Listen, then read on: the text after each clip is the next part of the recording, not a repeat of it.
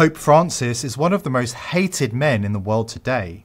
Those who hate him most are not atheists or Protestants or Muslims, but his own followers. Why do Christians and Catholics hate him so much? Because he is fluent in blasphemy and is actively working to subvert the church and Christianity in general. This is the Pope who informed his flock that relationships with Jesus are dangerous and harmful. Breaking with centuries of Christian tradition, Pope Francis sparked fears that he is an illegitimate pope with a sinister agenda when he told a crowd of 33,000 pilgrims in St. Peter's Square in Rome that a personal, direct, immediate relationship with Jesus Christ must be avoided at all costs.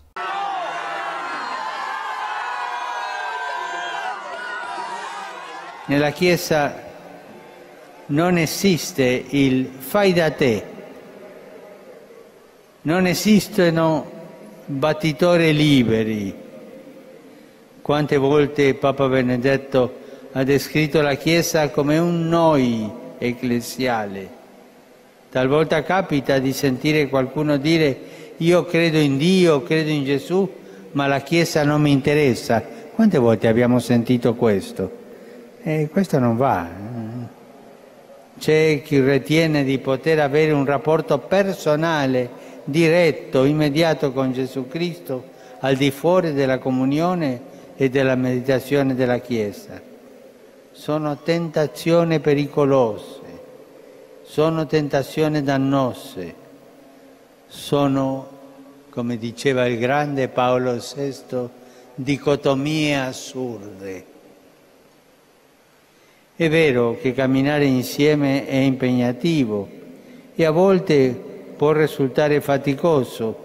Può succedere che qualche fratello o qualche sorella ci faccia problema o ci dia scandalo, ma il Signore ha affidato il suo messaggio di salvezza a delle persone umane, a tutti noi, a dei testimoni ed è nei nostri fratelli e nelle nostre sorelle con il loro dono e il loro limite che ci viene incontro e ci fa riconoscere. E questo significa appartenere alla Chiesa. Ricordatevi bene, essere cristiano significa appartenenza alla Chiesa.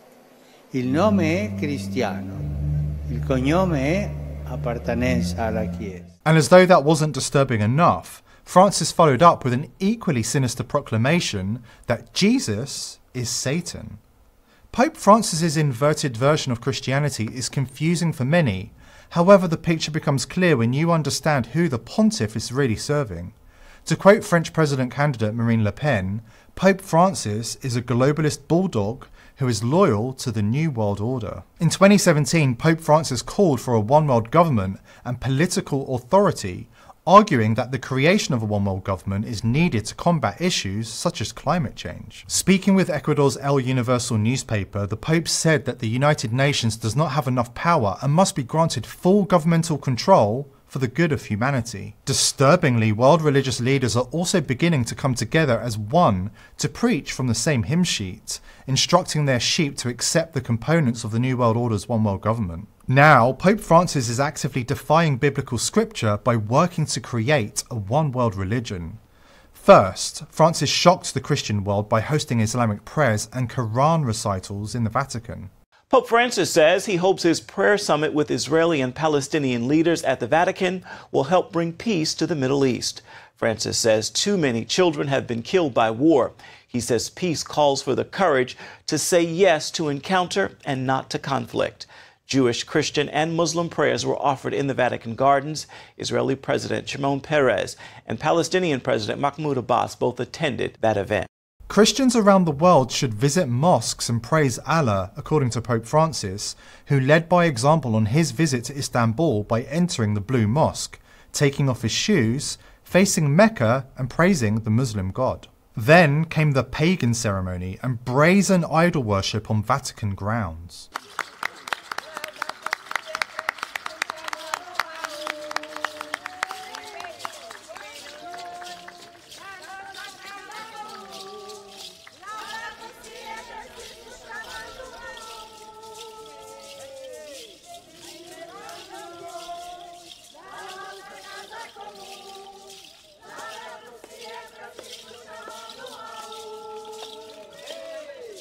And in case you missed it, world leaders from a diverse collection of communities called for world unity at an interreligious conference in Kazakhstan last week.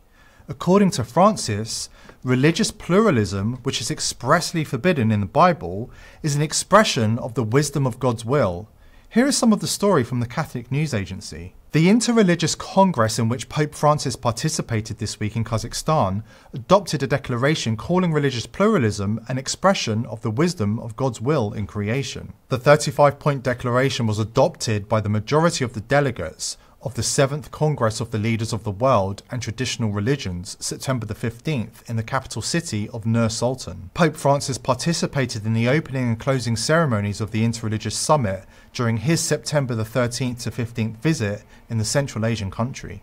The 7th Congress of Leaders of World and Traditional Religions started in Kazakhstan's capital Nur-Sultan. Pope Francis is among the guests, as well as high representatives of various religions. One of the goals of this Congress is to promote peace through dialogue.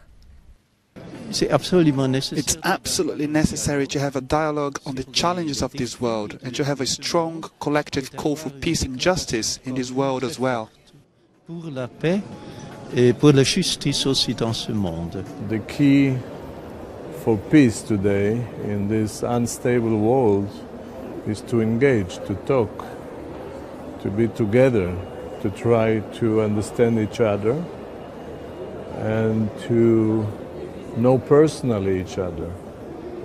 And that's what can bring people together. This year's Congress brings together delegates from more than 50 countries representing different world religions. To compare with the first Congress, there were only 17 delegations. Now we have more than 100 delegations. So it shows that there is an interest in the world and there is a support of the spiritual leaders. The most important thing that is being achieved here is to normalize the conversation between different religions through their religious leaders.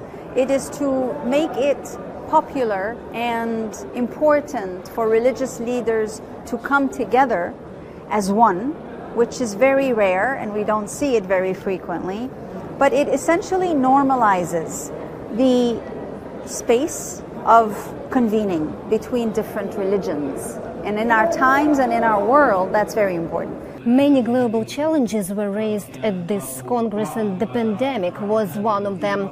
Some of the participants said that the pandemic has clearly shown how connected human beings are, stressing that this is something many seemed to forget. It's not the first time the Pope has encouraged humanity to accept the New World Order and all that it entails.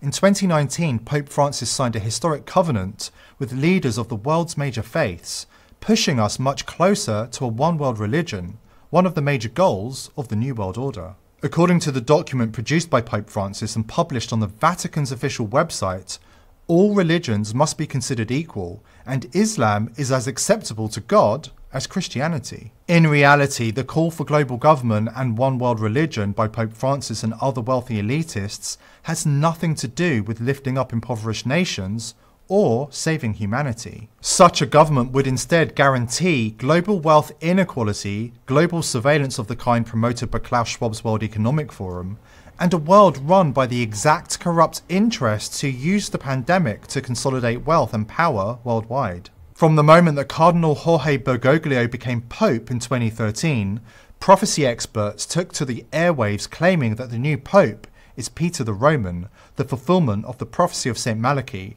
and that Francis will be the final Pope and the end of the world. According to St. Malachi, an Irish saint who has correctly predicted the past 111 popes ahead of naming the 112th Pope, Peter the Roman is the Antichrist. Doomsday fans have found ways to link each phrase to a corresponding pope through the centuries. That includes John Paul II, who is associated with phrase number 110, from the labour of the sun, because he was born on the day of a solar eclipse and was entombed on the day of a solar eclipse as well. Benedict XVI, number 111, is supposedly Glory of the Olive, because some members of a branch of the monastic order founded by St. Benedict are known as Olivetans. Then there's number 112. According to St. Malachi, in the extreme persecution of the Holy Roman Church, there will sit Peter the Roman, who will nourish the sheep in many tribulations.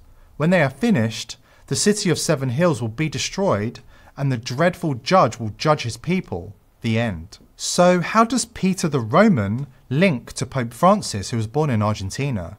His parents were Italian immigrants from Rome, and his birth name contained the name Peter. One theologian, Michael K. Lake, is quoted as saying that Catholic and evangelical scholars have dreaded this moment for centuries. The world is now at a tipping point with a fierce battle raging for the soul of humanity. The globalists and their technocratic dreams of totalitarian rule threaten to consume humanity and destroy civilization as we know it. It's clear whose side Francis is on, and we haven't even covered the paedophilia scandal that's rotting the Catholic Church from the inside out. We should keep a very close eye on this Jesuit Pope during these pivotal years.